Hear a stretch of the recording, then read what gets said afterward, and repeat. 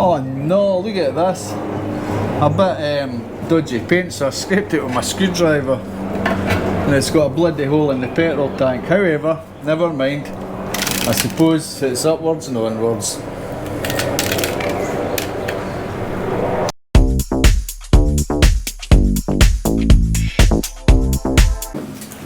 Hello. Today we're going to have a look at this wee bike. This is a Kawasaki. It's the EX250 or the ZZR250 or the Ninja 250R. Kawasaki built this model from 1986, but in 1990 they changed the design slightly, and this is the one that's been built right up to, well, it changed a few years ago when they brought out the new 300cc, but the 250 model's been much the same as this since 1990. This is a 1994, so 30 years old. And I bought this one at the auctions just because it was a cheap bike, it was an old bike, and I thought, I wonder if it runs, so I got it for next to nothing. So I've brought it home, I've actually started it, and it sounds rough as hell, but we'll go into that later. So the main idea with this bike is to try and restore it. I mean, it's not going to be a great restoration project, it's not going to be worth a lot of money at the end of the day, but it's going to be a 30-year-old bike that can be run on club plates. So having a look at this bike was designed as a 250. It was the starting model of the ZZR, a beginner's bike. Saying that, the bike can still do, it's reckoned, about 160 kilometres an hour, which is a fair speed for a 250. So they built this to make it a sports bike at the beginner entry, and they put all this plastic fiberglass, I'm not sure, the full fairing on it, and also you've got 300mm discs on the front, 250mm discs on the back, and it's actually, is it 4 or 2 pods? I think it's 2 pod caliper on the front, so there's plenty of stopping power for it being a 250. They also put twin exhausts on, so you've got exhaust on each side, which is good. They designed it with the square headlight as well, and there's the other exhaust on the other side. So what my plan with this bike is, got the twin grab rails, a pink seat. Luckily my wife's done seat covering for the scooter, so I think she'll be covering this. Can't see me running about with a pink seat in the bike, that's just a no-no. So the idea with this bike is to strip it down. If I can, I'll strip it down to the frame. I'll take everything off it and I'll start with the frame, clean it up, paint it if it needs painted, whatever it needs to dress it properly, and then I'll start putting everything back on. The engine is probably the biggest problem with it, because it has got this knock noise, and it's only when it's ticking over, and if you pull the clutch and it disappears. Somebody said it's a clutch basket.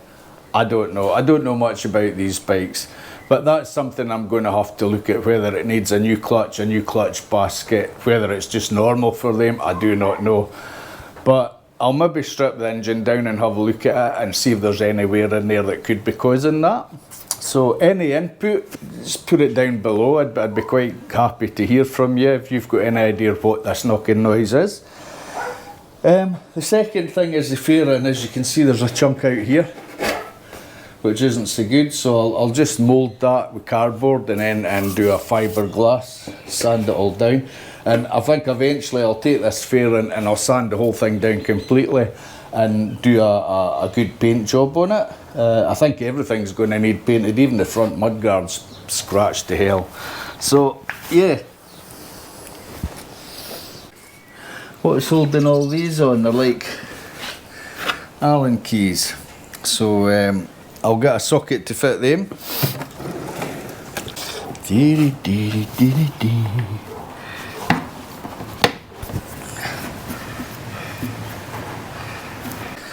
Well, here's the final screw coming off of this side. Maybe not the final screw, I might have one more. Got one more up here. I never saw that one. At least whoever did it got matching screws. Well, pretty much close to matching screws.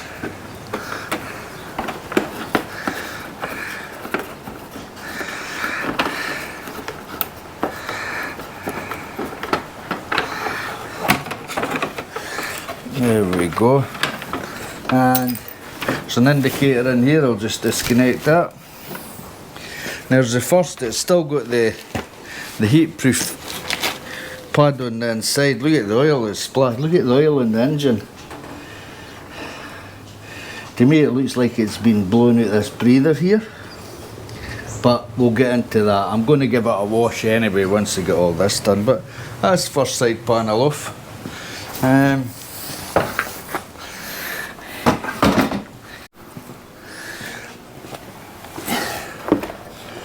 Yes, it's an Allen key on this side.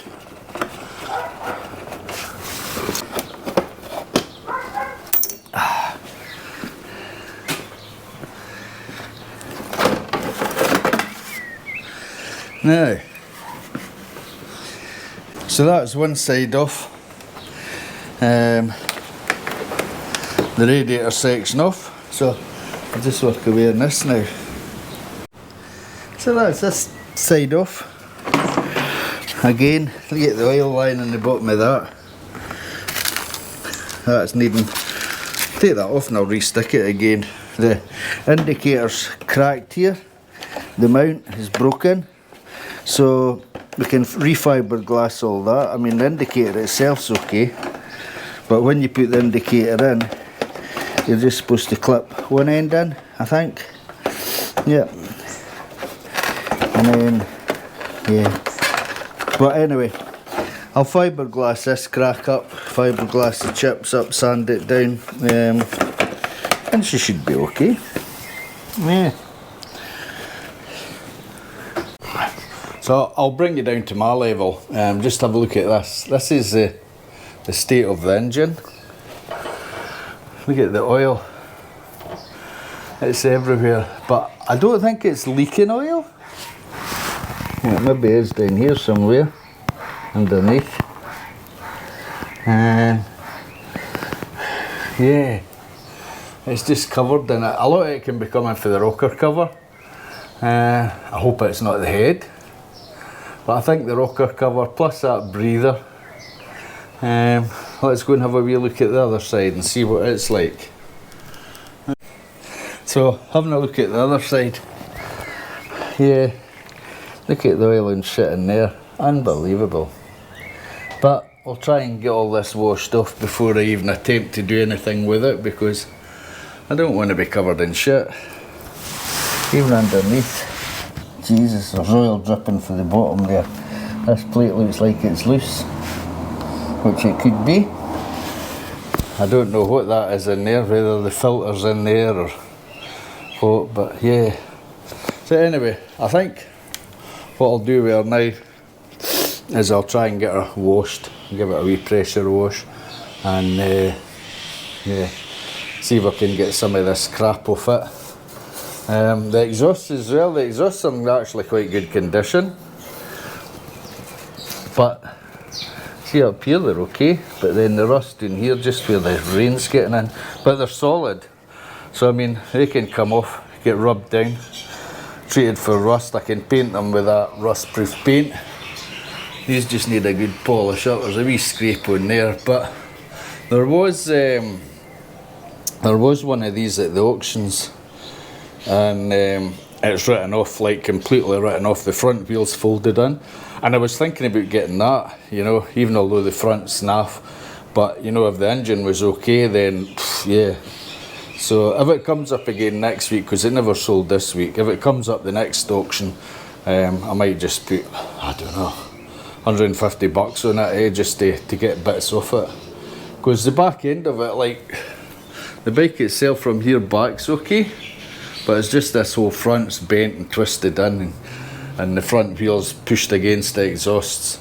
So yeah, I'll see if that comes up next week, and if it does, I'll maybe purchase that and see what I can get off it for spares, and what I don't use, I can sell.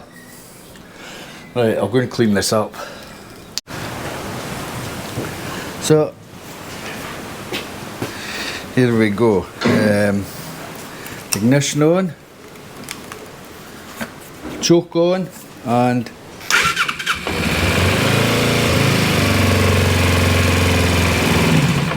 well,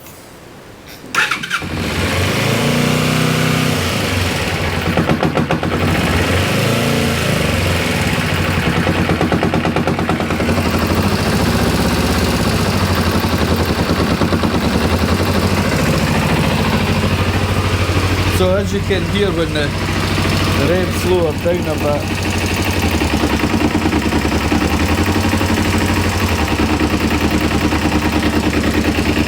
this doesn't sound too bad.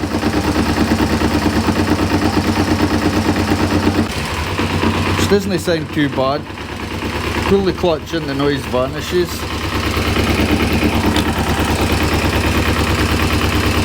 No noise. Clutch out.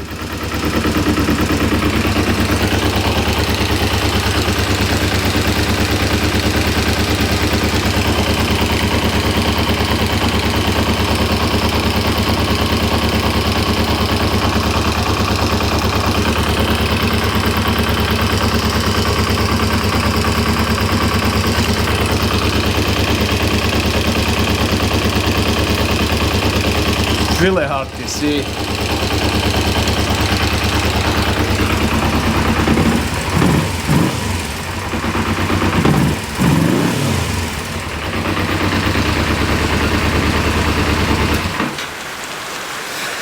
So it's really hard to say what's causing this. I don't know if it's the clutch. Certainly you pull the clutch and the noise disappears. Yeah, you pull the clutch and that noise disappears. It seems to be coming from the clutch end. Clutch basket or no, I don't know. I really don't know. But I think once they get it washed, it might even be the oil. Maybe the oil's spinning shitty that's in it and it's not giving it any protection. I don't know. But I think when I give it an oil change, I might pop off this clutch casing, have a wee look inside and see if there's any play that could be causing that knock. But it's only at really low revs when it actually ticks over too low when it's cold. It doesn't do it when it's running. So I suppose the trick would be taking it for a run and see if it does it under load. But anyway, well, here we go. My camera keeps switching off, it's just too hot out here. I noticed a bit of paint was off, so I scraped it with my screwdriver and it went through the fuel tank. So it looks like I'm going to need a new fuel tank for it.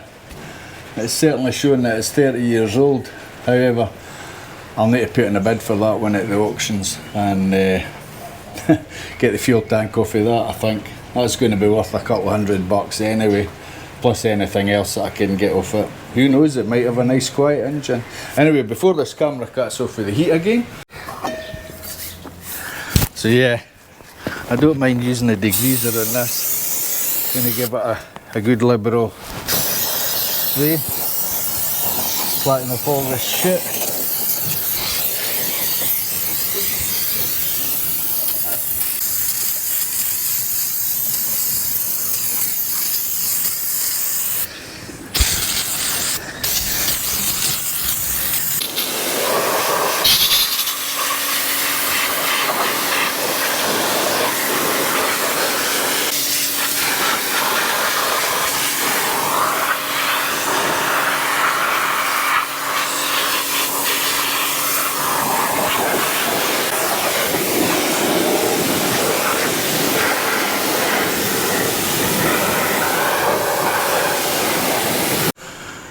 Well, that's good. Thunderstorms been, thunderstorms gone. Oh, my glasses are wet.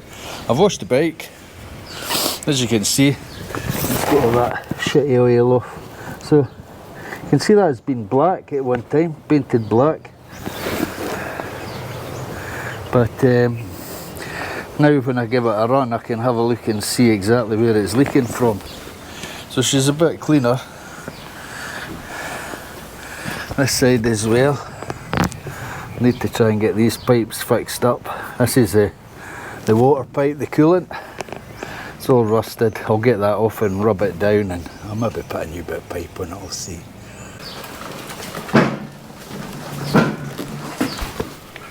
Up you go, come on. And you go, that's the way. And up on your... There we go. So that's that. Done. I'm buggered, it's warm. So that's most definitely me for the day. She's all washed, she's all clean. She's looking quite good, more can be said for my glasses. Yeah, she's looking quite good. But like I say, this isn't a project to do and sell, this is a project to keep me occupied. Try and get this back to new, if I can. Anyway, that's it. Before my camera cuts out with the heat again for about the 10th time. I don't know why it's that. Maybe need to set the resolution lower. It maybe won't overheat it that way. But yeah, if you've got any idea, the knocking noise, what colour would you like to see the bike, anything like that, just drop it down in the comments. And I'll see you all again soon. Bye for now.